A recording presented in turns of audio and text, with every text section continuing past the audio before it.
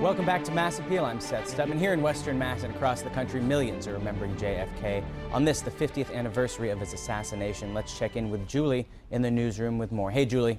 That's right. 22 News is bringing you complete coverage of local, statewide, and national remembrance services honoring the life and legacy of President John F. Kennedy. We'll show you where you can honor his memory here in the Pioneer Valley and tell you about a rare public viewing of a JFK statue in Boston.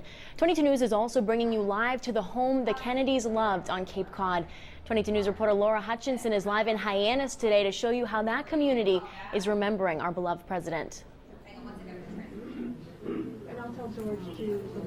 It has been a very gray day, a rainy day, a very solemn day here on Cape Cod, but despite the poor weather, it didn't stop people from coming out to show their support for President Kennedy. I'm going to step out of the way so you can see where we are right now. This is the JFK Museum on Main Street in Hyannis. A news conference just wrapped up a short time ago, but people are still milling around, taking in the photos and the exhibits. There are special exhibits for today's anniversary. Just a short time ago, before this news conference, we were actually out at a wreath-laying ceremony at the JFK Memorial as well. There, patriotic songs were sung, there were tears, and of course the wreath-laying. We spoke with a number of people at that event. We're going to bring some of that to you straight ahead on 22 News at noon. And just recently at this news conference, we talked to a number of different people. One person who was actually in Dallas and got to see the president the day of his assassination. She saw him just as he was getting off the plane. She's actually moved to Cape Cod,